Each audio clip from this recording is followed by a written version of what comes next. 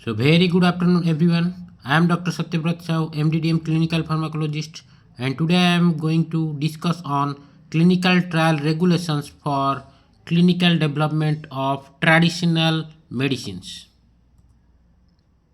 Coming introduction, traditional herbal medicines, that is herbs, herbal materials, herbal preparations, finished herbal products.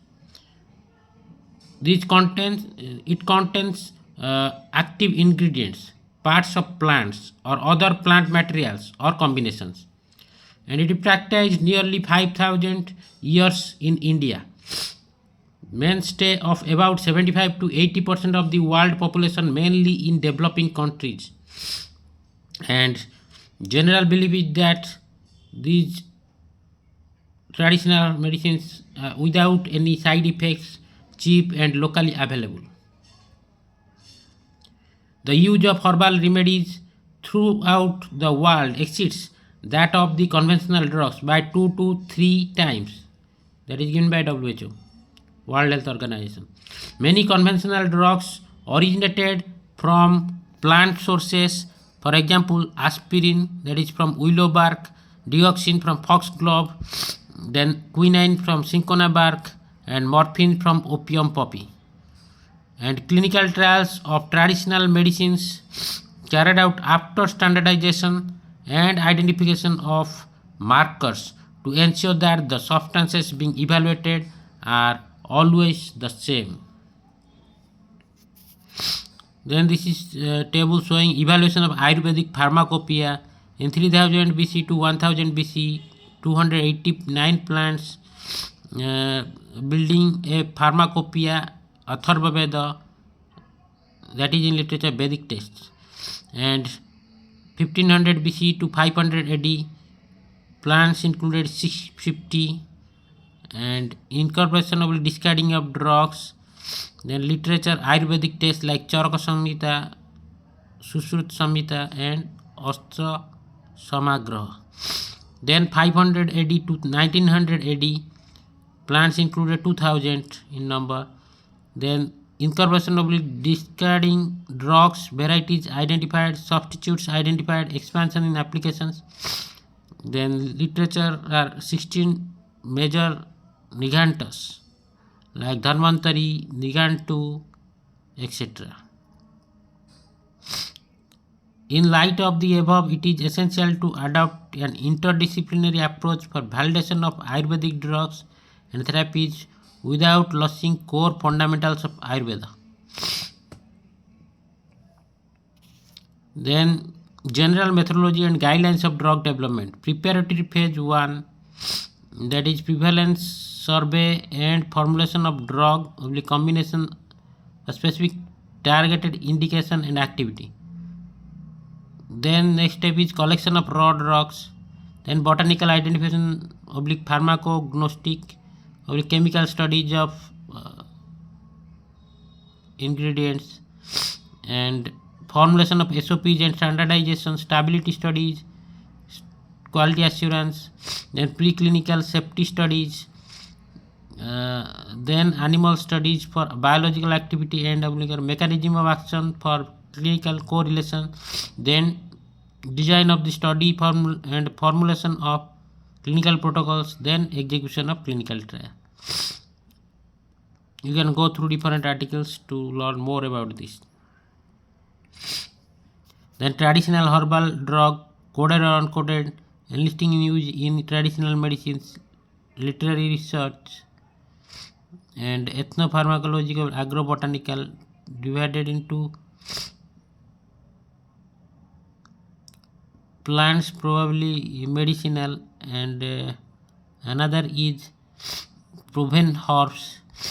And proven herbs, dosage forms, standardization, dosage forms, quality control, methodology. And plants probably medicinal, clinical evaluation, animal experimentation, pharmacodynamic, pharmacokinetic, toxicity data if warranted by experimental studies, active principles, isolation, identification, purification, molecular manipulation, low priority. This is the scheme for research on herbal medicines. This is another suggested approach for the inclusion of folk, folklore herbal medicines in modern pharmacopoeia.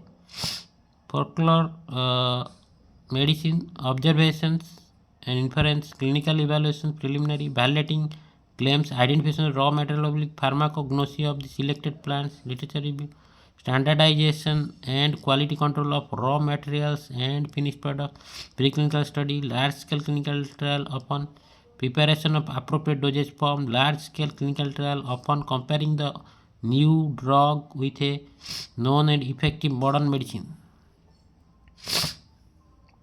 Then standardization. This is the ASU drug development standardization and quality parameters. Standardization of raw drugs with chemical profile, SOP standard of extract if used, standardization of extracts, standard operative procedure of formulation, standardization of formulation of finished product and shelf life studies, biological screening, safety and toxicity studies, preservation, packing and storage. Then this is the extraction techniques for herbal drugs. Natal 2013. Herbal extracts, water extraction, conventional techniques, organic solvent extraction, conventional technique, organic solvent extraction, fat soluble components, heat resistant components, water soluble components, heat labile components, new techniques, semi bionic extraction, microwave extraction, superficial fluid extraction, steam distillation, enzyme method. You can go through different articles to learn more about this. Why study traditional herbal medicine? Because herbal medicine has been the source of many of our most effective medicines, and Africa has a competitive advantage, very rich at traditions of herbal medicine, available and affordable locally, can generate income for farmers and producers, and preferred by many patients, is in widespread use. That's why study traditional herbal medicine. Conventional drug discovery.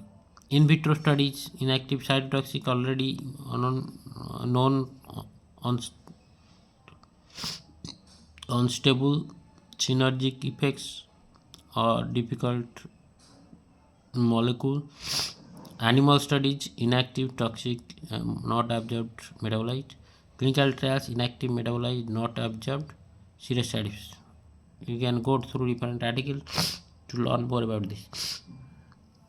Then conventional drug discovery takes 15 years. Costs up to $800 million. End of product is often unaffordable and unavailable to the poor. So target identification and validation, primary screening of compound collection, initial structure activity relationship from purchased compounds, identify potential leads, lead optimization, chemical synthesis, made chemical synthesis, IND application, clinical trials. And this is something about the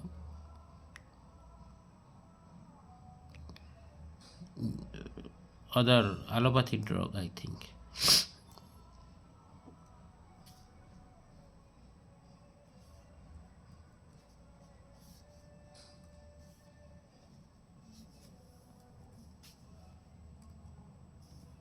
Next, WHO guidelines.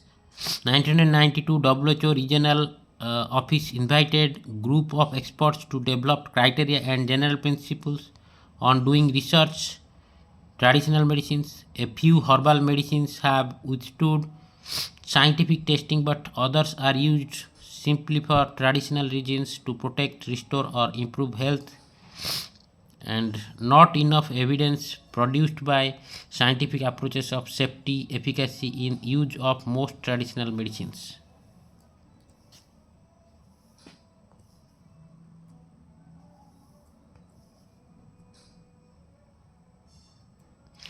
The guidelines stressed the need for assessment of efficacy, including the determination of pharmacological and clinical effects of the active ingredients, and labeling, which includes a quantitative list of active ingredients, dosage, and contraindications. Then ethical consideration. WHO equal as modern medicine, consent to be taken, equitable subject selection, risk and benefits must be weighed, and must be favorable to the potential participants. Experimental design must be sound. Concerns on product adulteration, interactions with other entities, reproductive and organ toxicity data, prior dose finding. Skilled clinicians should be chosen as investigators to assure prompt recognition of ADS, adulteration, and treatment of the same. Then market importance of traditional medicine in India. In India, a great deal of folk knowledge exists among ordinary people about the use of traditional medicines. Annual turnover by large companies approximately US dollar 300 million compared to US dollar 2.5 billion for modern drugs. Currently, 2,50,000 registered medical practitioners of the Ayurvedic system versus 7 lakh modern medical system, and one third of medical posts occupied by traditional systems. You can go through the article to know more about this. Then coming to legal status of traditional medicines in India. In India, traditional medicines are governed by the Drugs and Cosmetic Act of 1940 and the Drugs and Cosmetic Rules of 1945. In 1959, Government of India recognized traditional Indian systems of medicine and amended the Drugs and Cosmetic Act to include drugs which are derived from traditional Indian medicine and no products manufactured without license from state drug control authorities.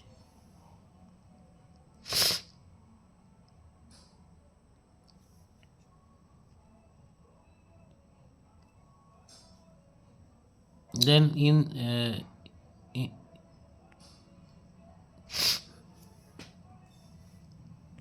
then patent and proprietary medicines derived from traditional systems must contain ingredients which are mentioned in the recognized books of the above systems specified in the Drugs and Cosmetic Act.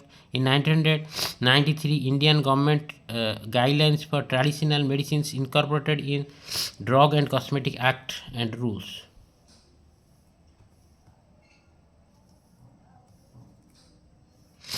Then good manufacturing practice norms for standardization, phase 1 to find out MTD and maximum toxic dose, and early measurement of drug activity. If there are reports of toxicity when used more than 3 months, then toxicity studies are needed for phase 2 trials. 4 to 6 weeks toxicity study in 2 species. For phase 3 trial toxicity studies, 4 to 6 weeks toxicity studies in 2 species, and needed ethical guidelines should be followed. You should go through different articles to know more about this. Then clinical trials should to be approved by the appropriate scientific and ethical committees of the concerned institutes. Clinical trials should be carried out only when a competent Ayurvedic Siddha or Unani physician is a co-investigator. The trials should be according to GCP guidelines, good clinical practice guidelines. Most of the traditional medicine clinical trials are same as the modern medicine.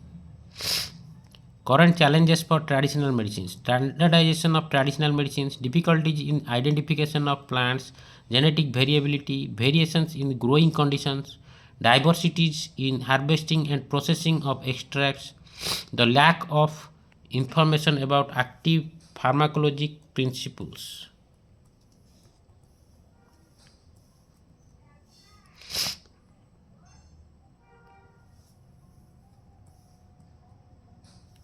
Then evidence of clinical efficacy. Scientific evidence from randomized clinical trials is only strong for many uses of traditional medicines. A recent review concluded that evidence-based studies on the efficacy and safety of traditional Indian medicines are limited.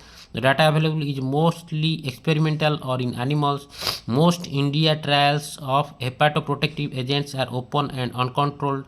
A fundamental problem is whether different products, extracts, or even different lots of the same extract are comparable and equivalent.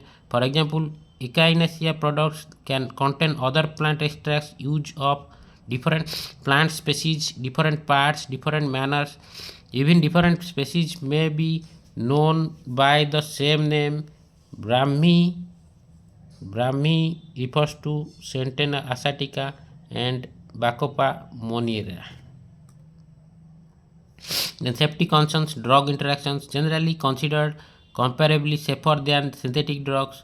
Case reports show that severe side effects and relevant interactions with other drugs can occur.